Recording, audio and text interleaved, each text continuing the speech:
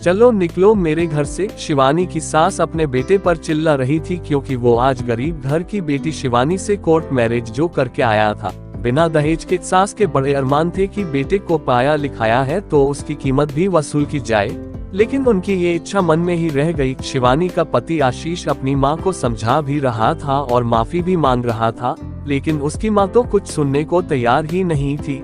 आशीष अपनी पत्नी शिवानी को लेकर बाहर निकल गया। आशीष के 2 भाई और एक बहन भी थी। सबकी उम्र में 2-2 साल का फर्क था। सभी शादी के लायक थे। आशीष ने घर से जाने के बाद बहुत बार मां को फोन किए, लेकिन न ढंग से बात की और न ही घर आने को कहा। फिर भी आशीष ने कहा, माँ मेरे घर के दरवाजे आपके लिए सदा खुले हैं।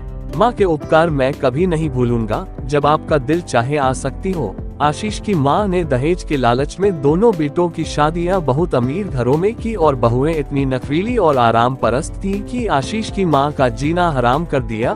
आशीष की बहन की शादी की बात जहाँ भी चलती वहाँ भी दहेज की मांग होती। आशीष की माँ के पास तो पैसे थे नहीं, बहू बेटे कुछ देने को तैयार नहीं थे। बेटी की शादी की उम्र निकली जा रही थी और घर में अपमान भी बहुत होता था। एक दिन आशीष की माँ अपनी बेटी के साथ आशीष के घर पहुंच गई। आशीष ऑफिस में था, शिवानी और बच्चे घर पर थे। बच्चे तो दादी दादी और बुआ बुआ कहकर दोनों से लिपट गए। आशीष की माँ हैरान थी कि इतने छोटे छोटे बच्चे जिन्होंने कभी दादी बुआ को देखा तक नहीं, कैसे प्यार से मिल रहे हैं। शिवानी ने भी पूरे आदर सत्कार के साथ बैठाया और पूरा मान सम्मान दिया और आशीष को भी फोन करके बुला लिया। सास हैरान थी, घर में दोनों बहुएं बेटों से बात नहीं करने देती थी। आशीष भी आ गया। न उसने और न शिवानी ने कोई शिकायत की, बस इतना ही कहा, अब आप यही रहना, अंधा क्या चाहे।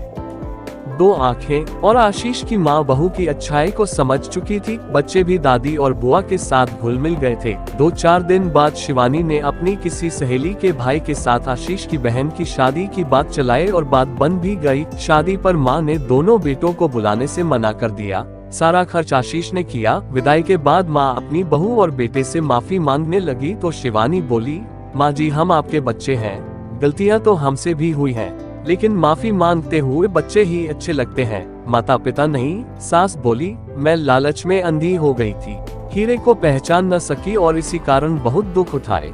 तो शिवानी ने सास को गले लगाया और बोली, माँ जी आपकी ये बहू अब आप पर कोई कष्ट नहीं होने देगी, आपकी गरीब बहू सदा आपके साथ रहेगी। तो सास बोली, तू तो दिल की इतनी अमीर है, तुझ जैसी बहू तो नसीब वालों को मिलती है।